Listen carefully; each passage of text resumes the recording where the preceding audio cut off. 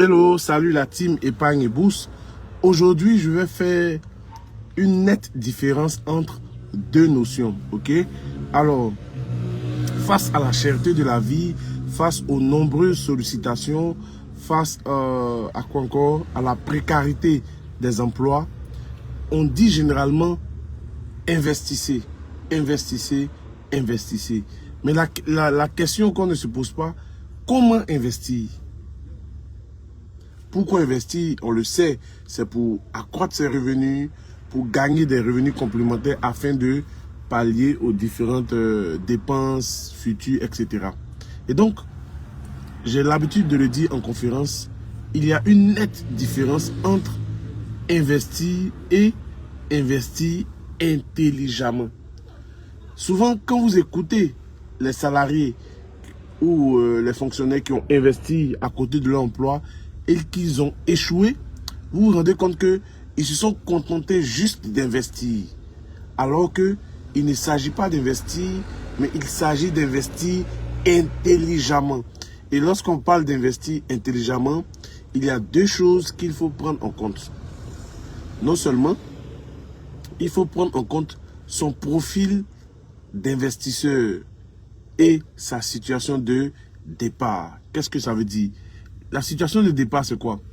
J'ai vu la dernière fois, par exemple, quelqu'un qui avait perdu énormément dans le taxi me disait qu'il a emprunté de l'argent, 5 à 6 millions, et il a acheté un taxi, et puis il s'est ruiné. Vous voyez? Donc, il a pris tout son fonds, je dis tout son fonds, pour le mettre dans un secteur d'activité qui, non seulement il ne connaît pas le fonctionnement, parce qu'il s'est juste renseigné sur les recettes. On lui dit le taxi paye 20 000 par jour, etc. Et il a pris une calculatrice, il a fait des calculs miramboliques. Ok? Et il s'est planté. Il ne sait pas rouler lui-même la voiture. Il n'a aucune notion de base de la mécanique, ni de l'électricité, ni de quoi, ni de quoi. Rien. Il s'est jeté dedans. Là, c'est ce que j'appelle investir. Mais investir intelligemment, il y a des critères qu'il faut regarder. Ok? D'abord, il faut comprendre ce dans quoi vous voulez investir. Donc, la compréhension. Je veux mettre mon argent dedans. Est-ce que je comprends le système? Parce que souvent, ce sont le bout des icebergs que vous voyez. Mais pas derrière, il y a un système. Est-ce que je comprends le système? Deuxièmement, quel est le cadre? Quelle est la législation qui encadre l'investissement que je veux faire? Parce que souvent, beaucoup d'hommes commencent des business et puis on leur dit non, il y a tel impôt à payer, il y a telle chose à faire, telle chose à faire.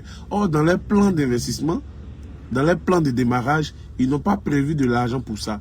Au finish, ils sont supplantés et ils ont un souci de trésorerie et ils ferment. Donc, quelle est la législation? La législation va me permettre non seulement de ne pas faire des erreurs fiscales, des erreurs afin que les impôts tombent sur moi ou bien la loi. Et deuxièmement, de prévoir un plan financier pour pallier à cela. Donc, comprendre le système, comprendre le cadre légal de ce dans quoi je veux investir. Ensuite, la stratégie de sortie. Est-ce que à tout moment, je peux stopper l'activité sans perdre mon capital de départ? Ou dès que j'ai une perte, je peux stopper à tout moment? Est-ce que j'ai le contrôle sur mon investissement?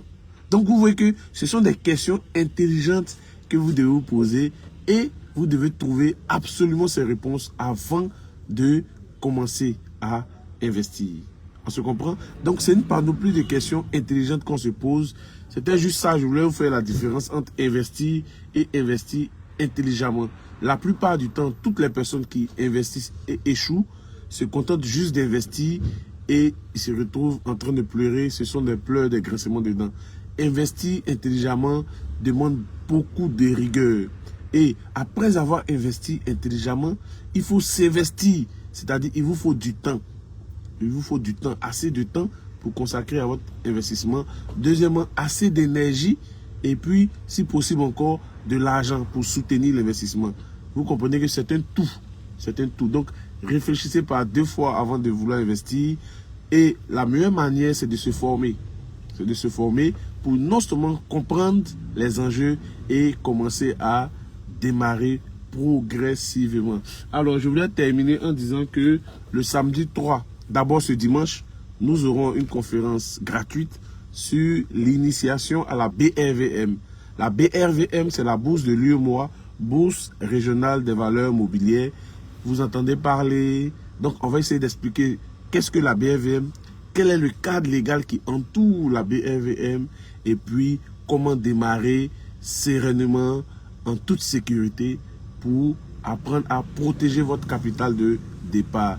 Si vous voulez participer à ce webinaire, c'est le lieu de m'écrire pour que je puisse vous intégrer dans le groupe. Et puis jusqu'à dimanche, vous aurez le lien.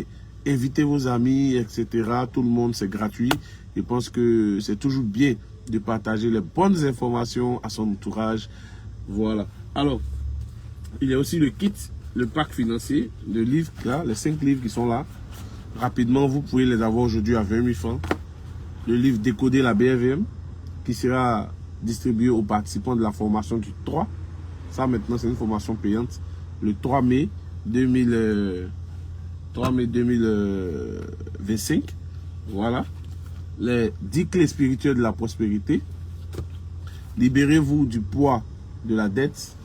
Débloquez votre avenir financier. Et enfin, les 7 secrets infaillibles pour épargner et accroître ses revenus. Alors, donc, 2 dates à retenir. Ce dimanche, 20h30, un Zoom sur l'initiation à la BRVM.